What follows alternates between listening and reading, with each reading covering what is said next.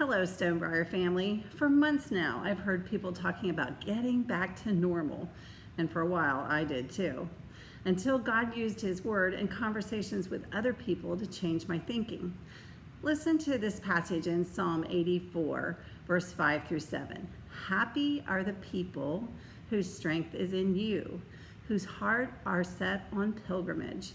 As they pass through the valley of Baca, they make it a source of spring water. Even the autumn rain will cover it with blessings. They go from strength to strength. Each appears before God in Zion. The words in that passage that first caught my attention were, whose hearts are set on pilgrimage. The way that we thought was the right and maybe even the only way back in early March is way behind us. And if we keep looking back, we will know that our hearts are not set on pilgrimage. When Abram set out to follow God, he didn't know where he was going, but he was going in the strength of the Lord. His heart was set on the pilgrimage God had laid out for him. But now when the Israelites left Egypt, they didn't know where they were going either, and they weren't all that sure that they wanted to go. They heard about a land of milk and honey, but they weren't so sure it actually existed. They looked back and wished things would go back to normal. Their hearts were not set on pilgrimage. Their strength was not in the Lord.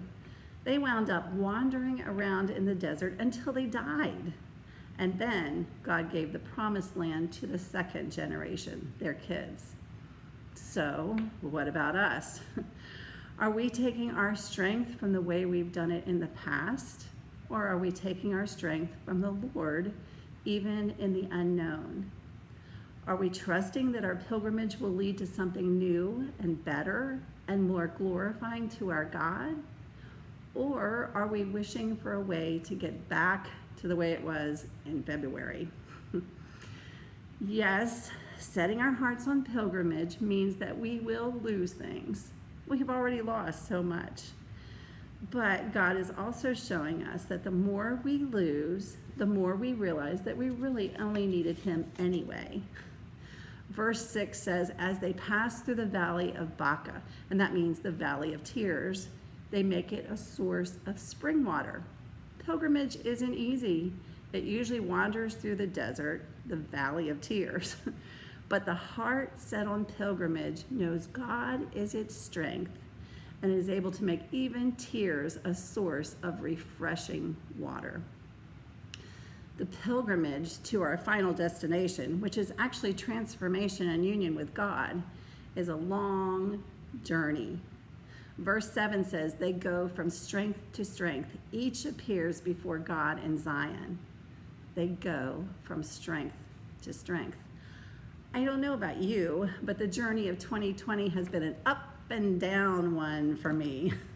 First a high point, and then a low point, where God reminds me that He is my strength. And then a high point, and then another low point, and He reminds me again. From strength to strength, God is faithful to keep us going on this pilgrimage and to bring us to Him in Zion. I don't need to doubt that. I just need to let God set my heart on pilgrimage, and I need to trust that His strength will see me through. The last verse of Psalm 84 says, happy is the person who trusts in you, Lord of armies. This God who has set my heart and my feet on pilgrimage and whose strength keeps me moving forward is the one true God, the King of kings and the Lord of the armies. I can trust Him. I can march on to wherever He leads me without looking back and wishing for what once was.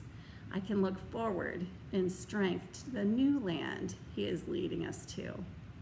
I hope we'll do that together. I hope that we will give up to God what we have lost in the light of what we are gaining, and that we will set our hearts on pilgrimage, following the Lord of armies whom we trust.